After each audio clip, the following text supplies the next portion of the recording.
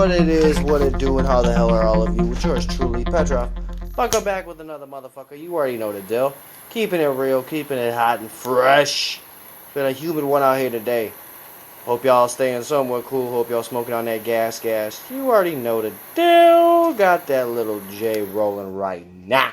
Now, this particular article could piss off a lot of people, just generally because it's written by the Blaze and because it's about Mr. Rayshard Brooks. It's about the police officer, or the detective, Al Hogan, and the charges that Rayshard Brooks would have faced had he had lived. It's up to 10 charges. We're gonna just read the charges.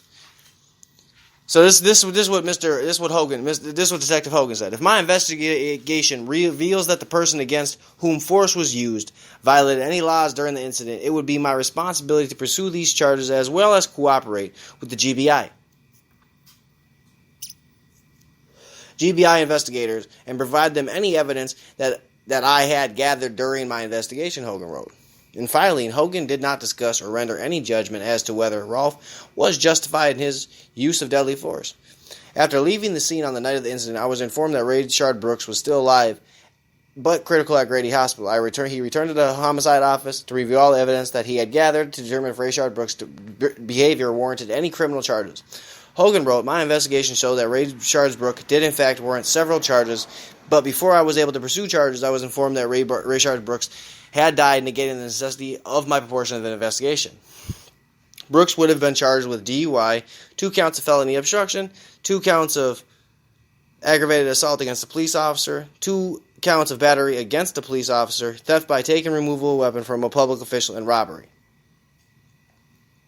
Police were called to Atlanta Wendy's because Brooks was intoxicated and had fallen asleep in his car. After a failed field sobriety test, officers attempted to arrest Brooks, who had resisted and fought.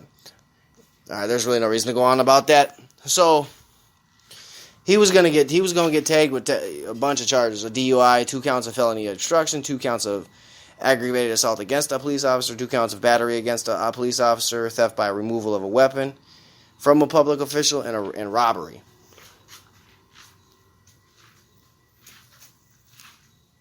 That's a lot of charges, man. I don't think there's any way he could have beat that shit. They were gonna catch you on at least 5 of them. You was going to at least get in trouble for at least beating up the fucking cops. Maybe not. Maybe he wouldn't have got caught up for beating up the cops just because of the whole situation at hand. Because of everything that's going on. Maybe they would have just been like, no, we're going to hit you with the DUI and the theft by taking or removal of the weapon, something like that. Maybe, I don't know. But it's definitely, I wonder if this will change, like maybe if he won't, the charges or whatever against Officer Rolfe. Like I've said before, I'm not trying to defend the police. I don't like the police, but I believe they have a job. And I don't care if people don't like me saying that shit. They got a job. There's a reason that there's the criminals and there's the cops. There's a reason the game's called Cops and Robbers. There's a reason it's called Cat and Mouse. That's the reason what it is. And I don't think defunding the police is gonna help anybody. I think it's gonna make a whole lot of shit worse. That's my personal opinion. I don't think it's gonna get better. Shit, look at the crime. It's already skyrocketing.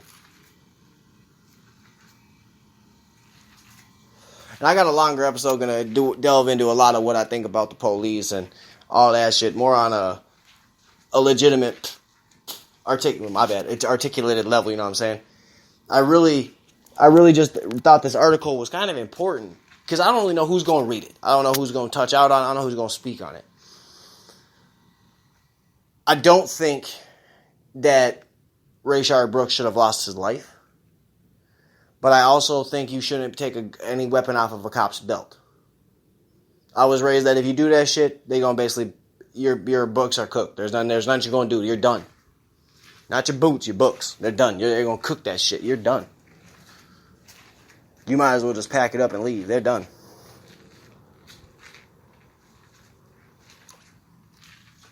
And I know there's a lot of heated arguments about a lot of this, and I see it.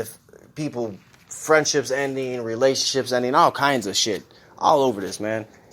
And if there's one thing I could say, I hope nobody gets so mad at my opinion that they want to take it to another level. They want to end some shit, whatever it is. Friend or not, my opinion is mine, yours is yours. If you want to say fuck the police, I'm going to yell that shit with you because it is fuck the police. But I believe the police are here for a reason. I believe they have a job. So we can still be fuck the police, but I can believe two things. You know what I'm saying? That's not... You can't tell me I can't. So, on that note, like I said, I'm going to do a longer episode.